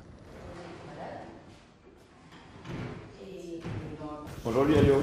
Bonjour. Vous êtes candidat à l'élection municipale à Perpignan. Vous êtes crédité de 30% dans les sondages au premier tour. Et on voit sur votre tract qu'il n'y a pas le logo du Rassemblement national. Pourquoi vous ne voulez pas l'afficher? Parce que Perpignan, tout le monde sait très bien que Louis Alliot, c'est le Rassemblement national. Donc il n'y a pas besoin de le marquer. Et puis ma liste est ouverte à des personnalités qui ne sont pas du Rassemblement national. Donc c'est une manière aussi, par respect, de ne pas leur imposer l'étiquette. En 2014, vous aviez été au second tour, il y avait eu ce front républicain contre vous. Est-ce que ça pourrait encore se reproduire cette année? Ça pourrait vous empêcher d'être élu en 2020? Oui, ça peut se reproduire, puisque ici il y a un système et que chacun, j'allais dire, soit se coopte, soit s'entraide pour se partager les places. La grande différence, c'est que pendant 6 ans, ce front républicain, on a vu de quoi il était capable, et les chiffres sur le terrain, misère sociale, insécurité, etc., n'ont fait que progresser. Donc aujourd'hui, je pense, nos concitoyens n'en veulent plus. Et c'est peut-être en cela que cette élection est différente de la précédente. Vous allez à la fois des mesures très concrètes au niveau des services publics, sur la cantine bio et locale, sur le transport gratuit, sur les logements. Bonjour Agnès Langevin. Bonjour. Vous êtes la candidate soutenue par le Parti socialiste et les écologistes ELV. On le voit à Perpignan, le Rassemblement national est très fort dans les sondages. Ils sont qualifiés de 30% d'intention de vote. Vous dites tout va se jouer le soir du premier tour, le 15 mars. Bien sûr, il faut que nous nous mobilisions dès le premier tour pour ne pas justement rejouer ce match. Louis Alliot, Jean-Marc Pujol. Nous avons été déjà contraints en 2014 de faire ce barrage républicain. Je l'ai fait pour ma part. Aujourd'hui, les Perpignanaises et les Perpignanais nous disent mais mon vote finalement, à quoi il a servi? La situation socio-économique, la ville s'est dégradée encore plus, le risque démocratique est encore plus haut. Et donc, au jour d'aujourd'hui, si vous ne voulez pas de Louis Alliot et si vous ne voulez plus de Jean-Marc Pujol, nous sommes cette alternative.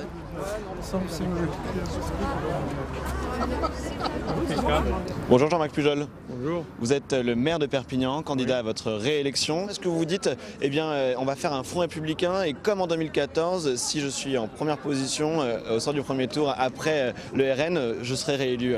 Alors nous avons l'habitude du combat avec le Rassemblement national. Nous savons comment il faut faire. Je les ai battus en 2014. La question que doivent se poser tous les Français, comment se fait-il qu'il est aussi haut partout ?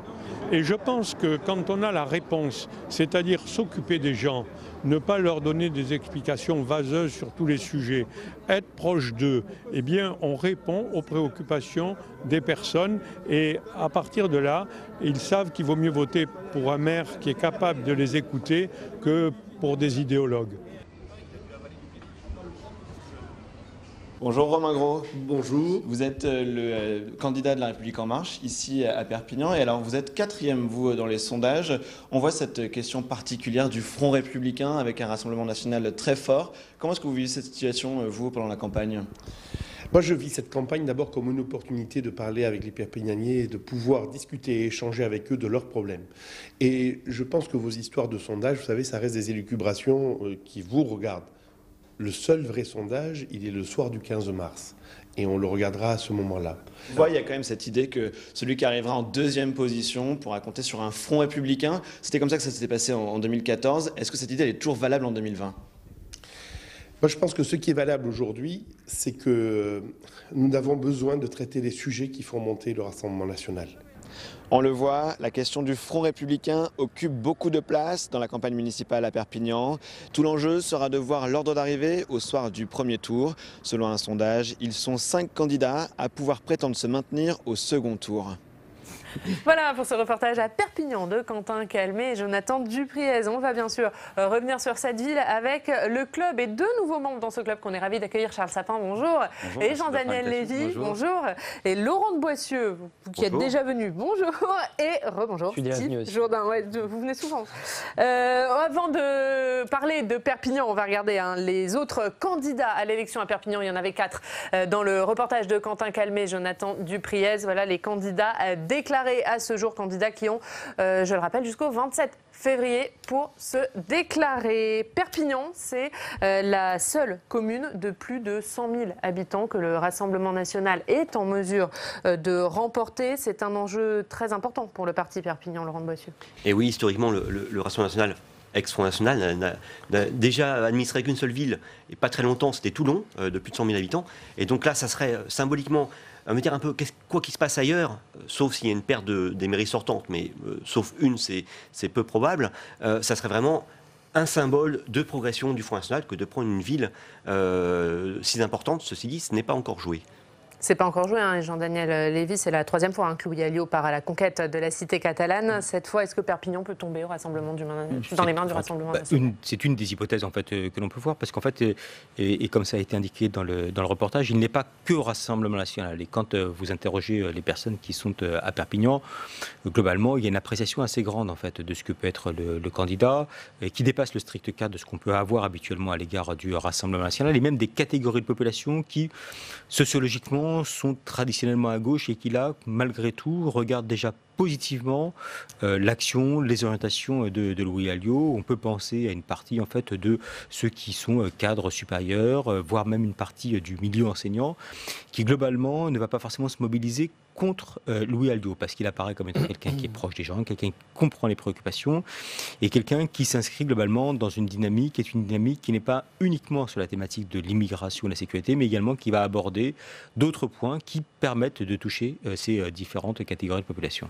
D'ailleurs, Louis Alliot met beaucoup en avant des ralliés. Alors, comme un peu dans toutes les villes, il y a des ex-LR ou des ex-Debout la France de Nicolas Dupont-Aignan, mais il a eu un rallié important qui est Jacques Palassin, qui dirige le club 50 à Perpignan, qui est un club proche d'un franc-maçonnerie interobédentielle, qui vient du PS, directement du PS. Et là, en effet, alors ça c'est symbolique, mais ça montre bien qu'il arrive à toucher d'autres trésors et d'autres populations que celle traditionnelle du Rassemblement national, du Front national. Et c'est l'objectif d'ailleurs de Louis Alliot, de ne pas avoir l'étiquette Rassemblement national, Charles.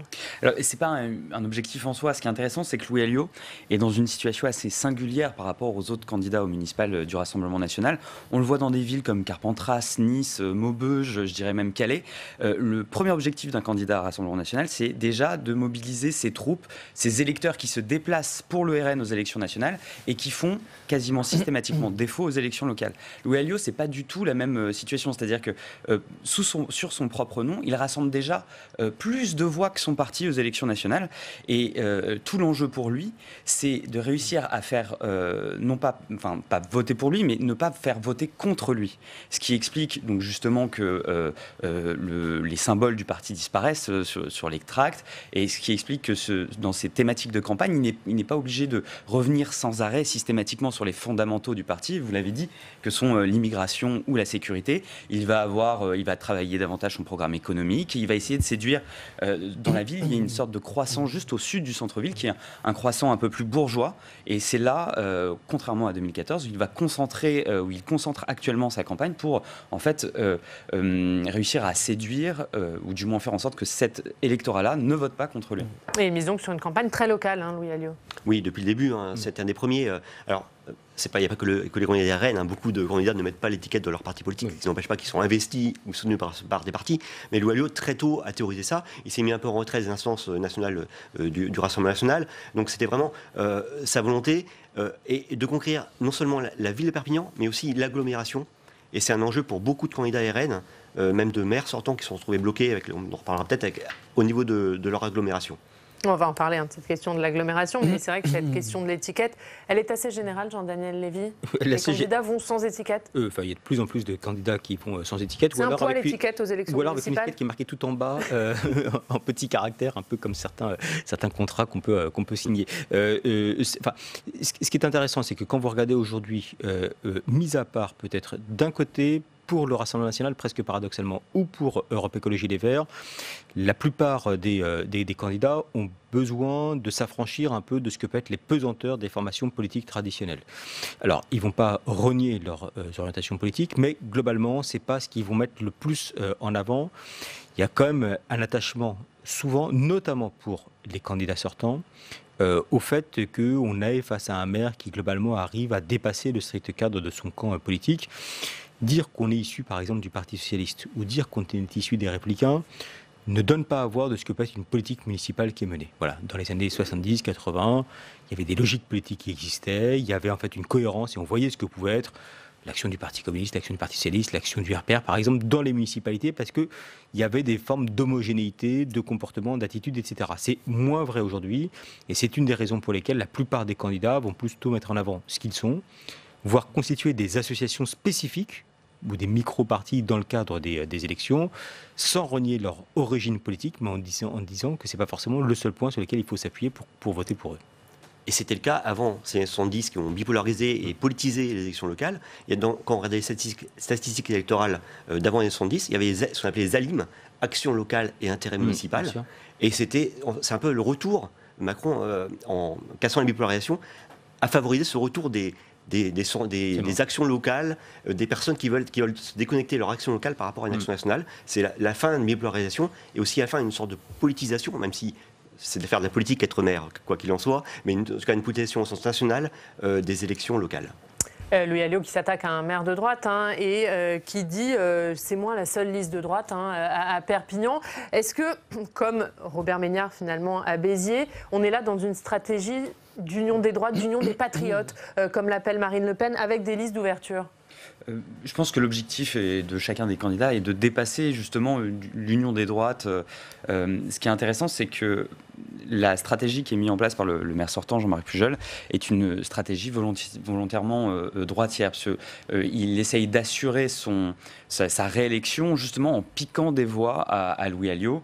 Là, ces dernières prises de parole de campagne, il rappelle à ses électeurs, vous voyez, j'ai fait de votre ville la première ville avec en nombre de policiers municipaux. Il parle énormément de la vidéosurveillance.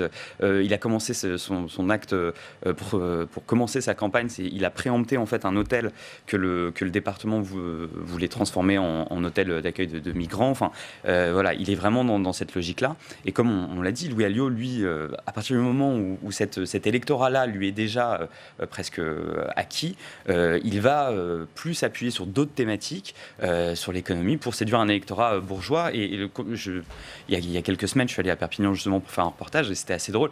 Louis Alliot en rigolait, il disait mais à côté de leurs propositions, j'ai l'impression d'être du centre. Enfin, Est-ce que du coup, il transforme la droite en plus droite que droite ? Est-ce que Perpignan, c'est l'illustration de cet électorat de droite qui se fait grignoter par le Rassemblement national ? C'est ce qu'on a vu au cours des dernières élections européennes. Alors après, aucune situation n'est entièrement transposable, mais on avait vu en fait qu'il y avait une partie de l'électorat traditionnel, on va dire, des Républicains qui avait voté en faveur de la candidature soutenue par le Rassemblement national, et que globalement, quand on regarde sur les thématiques de campagne, on voit qu'il y a une très grande porosité entre les thématiques de campagne qui sont portées par les Républicains et les thématiques de campagne qui sont portées par le Rassemblement national. Des thématiques autour de la sécurité, une thématique autour du communautarisme, on a vu en fait ce débat qui émerge, une thématique autour de la propreté, puis également une thématique autour de la dépense publique, des finances publiques, quand bien même il y aurait eu la suppression de la taxe d'habitation. Donc il y a des points auxquels globalement cette grande frange de l'électorat qui se situe à droite ou à l'extrême droite va se retrouver globalement en cohérence. L'enjeu, effectivement, c'est d'arriver pour les candidats à en être l'incarnation lorsqu'ils peuvent se présenter, sachant qu'en fait, on peut quand même rappeler que dans un certain nombre de communes, le Rassemblement national n'a pas la possibilité technique de pouvoir se présenter parce qu'il n'arrive pas à réunir suffisamment de personnes pour pouvoir être présent aux prochaines élections municipales. Quand on dit union des droites, en fait, c'est une union de la droite et de l'extrême droite. Ceux qui promeuvent cette idée-là, en fait, c'est pas une union des droites. Sauf qu'aujourd'hui, c'est pas le cas. Tant que LR ne bouge pas. Par contre, le RN, là, pour les municipales, a rallié une petite... Alors, c'est peut-être un peu anecdotique sur le plan électoral, mais le Parti chrétien-démocrate de Jean-Frédéric Poisson, qui a été créé par Christine Boutin, voilà, maintenant, est complètement inséré dans le jeu d'alliance du Rassemblement national pour ces élections municipales, ce qui peut jouer localement dans certaines villes, notamment dans l'ouest de la France, car on sait que c'est un endroit où le RN a du mal à avoir des candidats et fait peu de voix. Ça peut aider à une petite progression. Et en effet, 40 candidats selon l'état des villes à peu près pour une liste, c'est un gros problème. Et le RN, tous les jours, on apprend que finalement, dans telle ou telle ville, même dans un endroit où le RN est fort, dans l'Est, au Meuse par exemple, ils ont du mal à avoir des candidats, des listes, alors que le RN fait des scores importants aux élections nationales. Et ils n'ont pas réussi non plus à s'allier, par exemple, avec le parti de Nicolas Dupont-Aignan, alors même qu'il y avait eu ce rapprochement dans le cadre de l'entre-deux-tours la présidentielle. On parle de la ville de Perpignan, mais est-ce que l'enjeu, c'est aussi l'intercommunalité, les métropoles maintenant pour le Rassemblement national, Charles? Oui, tout à fait. Enfin, c'est l'objectif. C'est une théorie qui a été avancée notamment par les cadres du Rassemblement national de l'inondation. C'est-à-dire qu'à partir du moment où il y a une conquête de ville, on essaye de conquérir les villes autour, les communes autour, pour avoir évidemment la communauté d'agglomération, puis après le département. Et ce qu'ils disent, mais c'est pas très original, je pense que tous les états-majors de partis disent à peu près la même chose, c'est qu'en préparant une élection, on prépare la suivante, puisque avec ces municipales, c'est un cycle d'élections locales qui s'ouvre, donc municipales, départementales, régionales. Mais c'est nouveau ça, Jean-Daniel, que le Rassemblement national soit en mesure de viser des intercommunalités, des villes autour? Ah oui, ça c'est absolument nouveau en fait. C'est-à-dire qu'en fait, on avait plutôt le sentiment d'avoir des petits îlots au milieu des années 90 qui globalement ont été confirmés avec d'abord une présence dans le sud aujourd'hui en fait, et qui commence à s'effectuer dans le nord et dans l'est notamment, avec une progression, même si ça ne se traduit pas forcément par des villes potentiellement qui peuvent prendre, même dans l'ouest, alors que jusqu'à présent l'ouest était rétif à un vote en faveur du Rassemblement national, mais ça montre également une dispersion géographique qui est un peu plus importante que par le passé, c'est-à-dire que les grandes villes par le passé étaient plutôt rétives à un vote en faveur du Rassemblement national. Là, on voit bien une montée tendancielle du vote, même au sein des grands centres urbains, qui ne sont pas, qui n'étaient pas encore, il y a une vingtaine d'années, des lieux où l'extrême droite réalisait ses meilleurs scores. Les maires RN actuels sont quasiment tous isolés dans leur comité d'agglomération, sauf Julien Sanchez à Beaucaire, qui est vice-président de son agglo, mais Fréjus, Saint-Raphaël, c'est deux grandes villes, et Fréjus qui est la ville la plus importante, il est complètement isolé, Rachine à Fréjus, pareil à Hénin-Beaumont, et concrètement ça se traduit comment? Cyril Noz à Mantes-la-Ville a été obligé de construire la mosquée parce que c'est la communauté d'agglomération qui a débloqué le terrain que lui refusait. Steve Briouat à Hénin-Beaumont a refusé une subvention à une association dans sa ville, enfin un commerce qui jugeait communautaire dans sa ville, et c'est la communauté d'agglo qui a quand même, il y a une minorité qui a quand même donné cette subvention. Donc très concrètement, les maires, aujourd'hui on sait bien que les pouvoirs sont de plus en plus confiés aux communautés d'agglomération. Un maire RN sans la communauté d'agglo, il est empêché sur beaucoup de points, et notamment des points symboliques qui intéressent leur électorat. Allez, on va quitter Perpignan, on va aller à Paris, on va parler de votre sondage, Jean-Daniel, avant d'en parler avec vous, Steve. Sondage, quel sondage Comeback de Rachida Dati, Anne Hidalgo et Rachida Dati à égalité dans ce sondage Harris Interactive. Ouais, c'est un sondage assez surprenant. Il prévoit un coude à coude donc à Paris entre Anne Hidalgo et Rachida Dati. C'est au premier tour. Elles sont toutes les deux, je parle sous votre contrôle, elles sont toutes les deux créditées de 23% d'intention de vote. Rachida Dati qui rattrape donc son retard sur Anne Hidalgo en troisième position position. On retrouve Agnès Buzyn qui serait, elle, créditée de 17% des suffrages, David Béliard 13, Cédric Villani 10, Daniel Simonet 6, qui complète donc la marche. 2 questions pour vous, Jean-Daniel Lévy. Quelle est l'ampleur de cette dynamique Dati et qu'est-ce que ça nous dit du second tour ? Alors déjà, ce n'est pas une prévision, si je me permets de revenir sur les points que vous avez indiqués. C'est la photographie qu'on a effectuée juste après que les Français et les Parisiens aient pris connaissance de la nouvelle offre politique. Il y a, en tout cas, un enseignement qui vient répondre pour partie à votre question, c'est-à-dire qu'il y a une forme de stabilisation de l'électorat La République En Marche autour d'Agnès Buzyn et qui, à peu de choses près, est crédité d'intentions de vote qui sont identiques à celles que l'on pouvait voir lorsque c'était Benjamin Griveaux qui en avait la responsabilité. Donc il n'y a aucun effet Agnès Buzyn dans les sondages. Il y a un effet, mais qui n'est pas forcément celui qu'on pouvait anticiper. C'est-à-dire que, derrière l'effet de l'arrivée d'Agnès Buzyn, il y a des mouvements collatéraux qui s'effectuent. Le premier mouvement collatéral, et c'est un dégât collatéral en défaveur de Cédric Villani, qui continue de baisser tendanciellement dans les différentes intentions de vote. 10%, on peut rappeler que c'est le niveau de maintien pour être présent au deuxième tour. Alors après, on a un scrutin par arrondissement, etc. Mais en tout cas, qui montre que quand même, il y a une baisse des intentions de vote en faveur de Cédric Villani et une progression de celle en faveur de Rachida Dati. Il y a une sorte de mouvement sous-jacent qui s'est effectué. Une partie de l'électorat Villani qui a voté pour le candidat officiel de La République En Marche et une partie de l'électorat officiel de La République En Marche qui se dit peut-être que la vraie dynamique, c'est une dynamique de droite. Si on veut voter contre Anne Hidalgo, il vaut mieux voter pour Rachida Dati.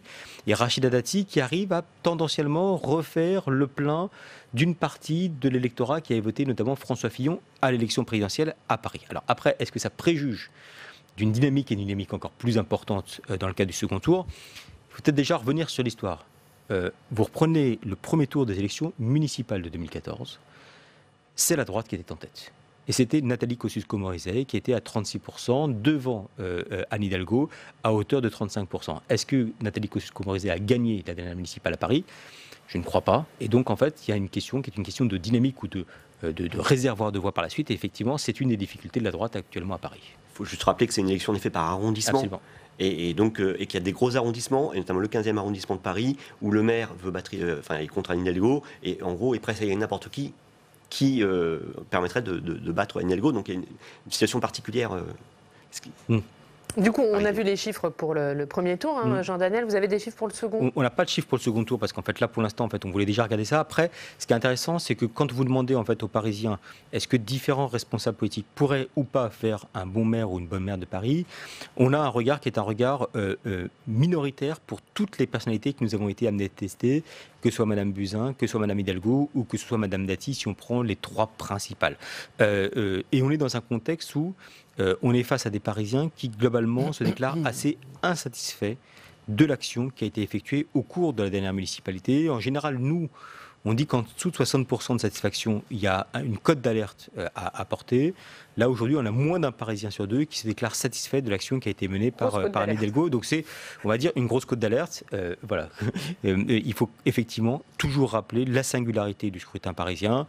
Un scrutin qui s'effectue par arrondissement où on peut très bien être minoritaire et gagner au final.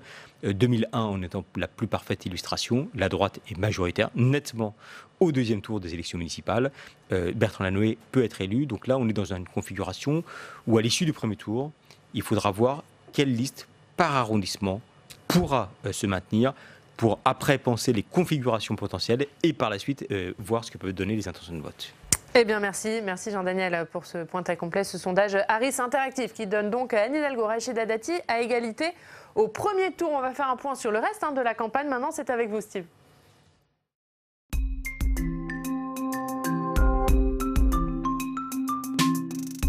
Et on commence, Steve, avec un retour en campagne d'un homme qu'on n'attendait plus. On ne l'attendait plus, Daniel Spagnoux, 79 ans, maire de Sisteron depuis le 13 mars 1983. Daniel Spagnoux est candidat à un 7e mandat. Alors Daniel Spagnoux, c'est une grande personnalité de la région, un grand baron. Il a été député des Alpes de Haute-Provence. Sa circonscription avait d'ailleurs été récupérée par un certain Christophe Castaner. Daniel Spagnoux, 79 ans, est un proche de Jean-Claude Gaudin, 80 ans, et celui qui deviendra bientôt l'ex-maire de Marseille a tenu à lui faire passer un message. Écoutez, c'est au micro de nos confrères de La Provence.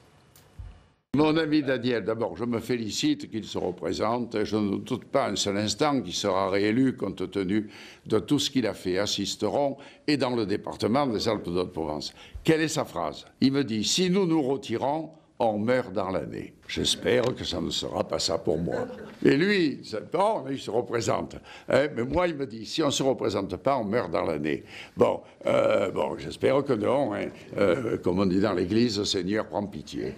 Voilà pour l'extrait de cet entretien de Jean-Claude Gaudin, entretien réalisé par Guillaume Ricavi, le directeur des rédactions de La Provence, entretien à lire en intégralité samedi dans l'édition de La Provence. On va passer du sud au nord, on va aller à Lens avec un sondage plutôt étonnant. Un sondage réalisé par l'IFOP pour La Voix du Nord et Nord Éclair, il donne Sylvain Robert, maire sortant socialiste réélu dès le premier tour. Ça serait une belle prouesse, hein. Il faut remonter à 2001 pour retrouver un maire réélu dès le premier tour à Lens. Selon le sondage en question, Sylvain Robert, on le voit sur l'écran, surfe sur 51% des intentions de vote. Il devancerait très largement le candidat du Rassemblement national, Bruno Clavet qui espérait et qui espère toujours créer la surprise à Lens, ville du bassin minier où le Rassemblement national espère capitaliser.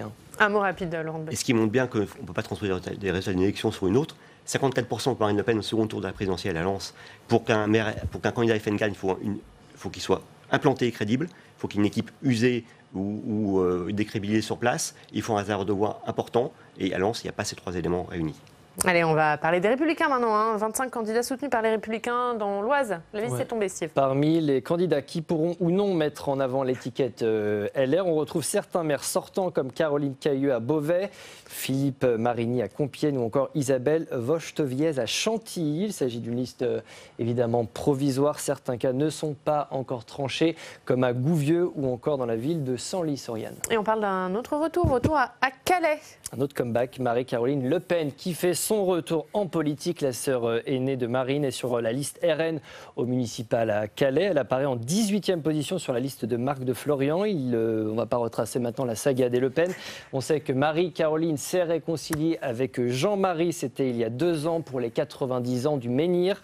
Avec cette candidature au municipal, Marie-Caroline renoue donc pleinement avec l'histoire de sa famille. Elle renoue pleinement avec la politique. Et on termine avec du jamais vu à Montpellier. Ouais, c'est un record. Ils sont 14 sur la ligne de départ. 14 depuis l'annonce de la candidature de Philippe Sorel, la candidature tardive de Philippe Sorel, le maire de la ville depuis 2014. Alors 14 candidats, c'est beaucoup, mais autre originalité, la moitié de ces 14 ne sont pas des listes des partis officiels. On compte beaucoup de listes dites citoyennes.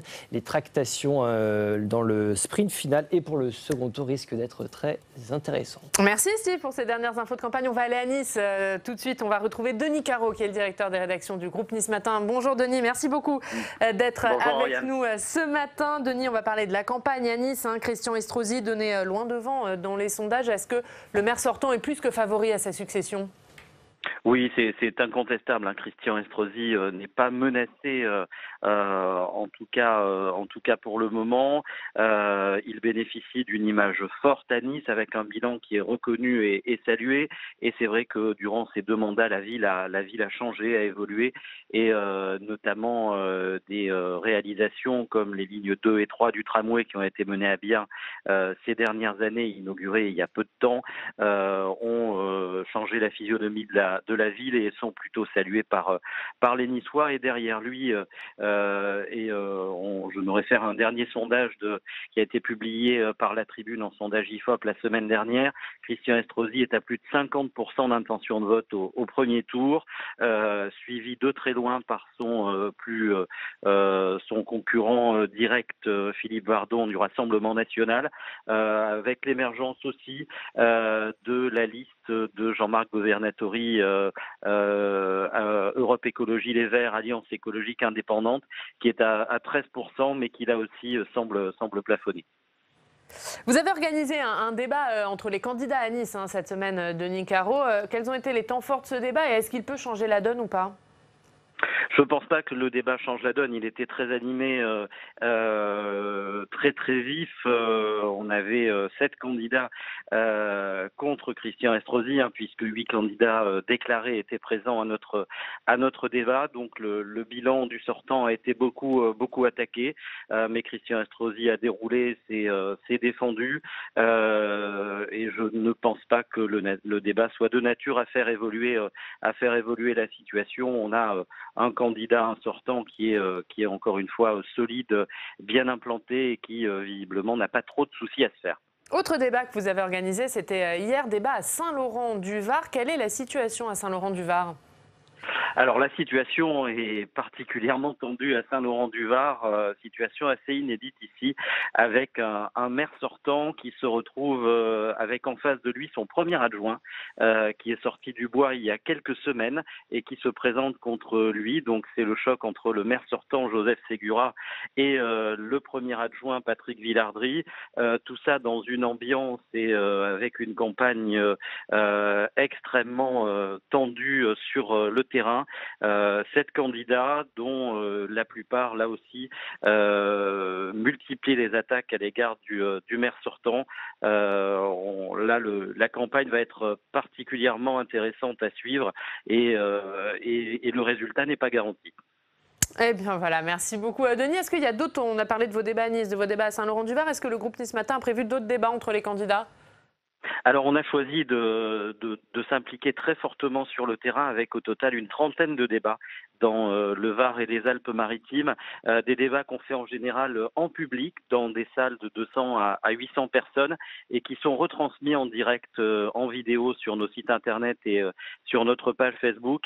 Et on voit que autant on peut considérer que la politique nationale n'intéresse pas les Français, c'est tout le contraire de la politique locale. Nos vidéos sont vues entre 15 000 et 40 000 fois systématiquement, ce qui prouve que les gens non seulement s'intéressent mais se passionnent pour la campagne des municipales.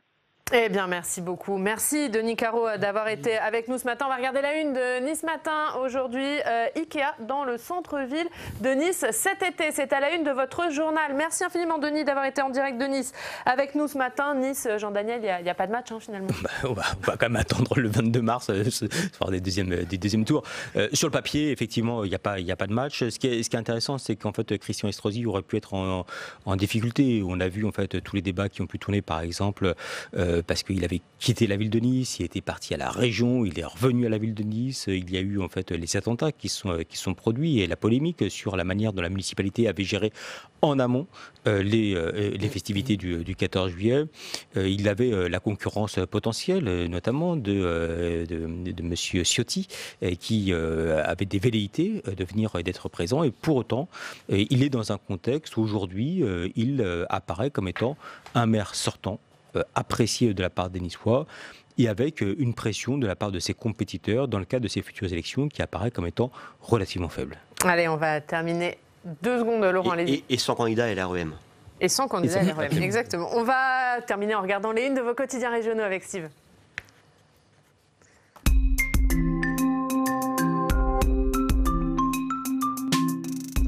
Steve, on commence avec Centre Presse. Centre Presse qui consacre un dossier à l'engagement à plein temps des petits maires entre guillemets évidemment, un reportage sur l'art de jongler avec des budgets très restreints, donc c'est à retrouver dans Centre Presse. La Voix du Nord s'intéresse à la campagne à la campagne. Oui, gros plan sur ces villages qui ont des difficultés à réunir des candidats. La Voix du Nord est allée dans la commune de Guignecourt, la plus petite commune du Pas-de-Calais, et dans celle d'Écurie.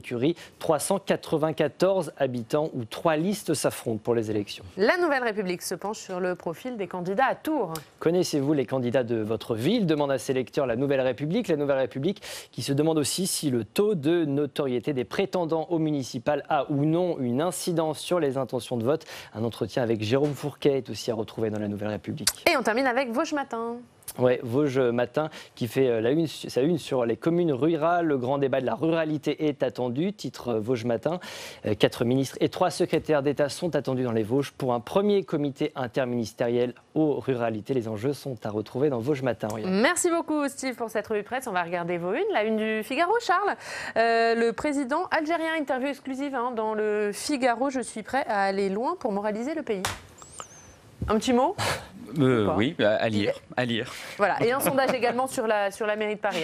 Oui, tout à fait. Dans le Figaro, la une de la Croix, Laurent de Boissieu, Islam, la fin des ingérences étrangères. Point d'interrogation. Oui, et demain, dans les dos, la Croix, une enquête sur les maires et le communautarisme. J'allais y venir, vous m'avez devancé. Vous pouvez nous en dire un petit mot sur ce qu'il y a dans la Croix Hebdo?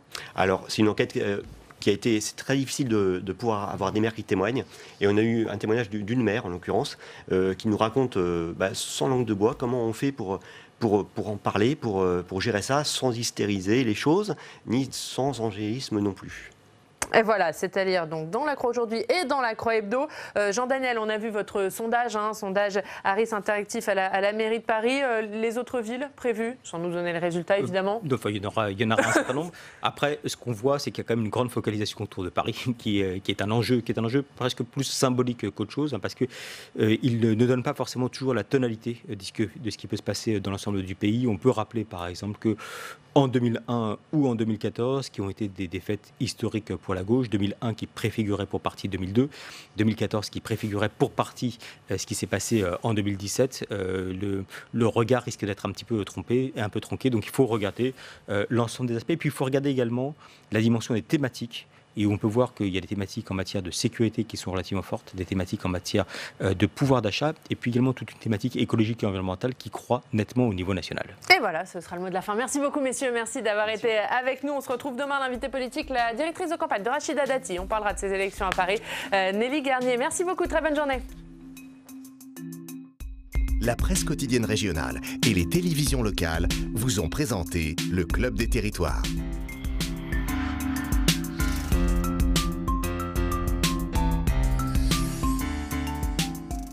La Mutuelle nationale territoriale, la mutuelle des agents des services publics locaux, vous a présenté le Club des Territoires. ENGIE, acteur engagé dans la transition zéro carbone des régions, vous a présenté le Club des Territoires.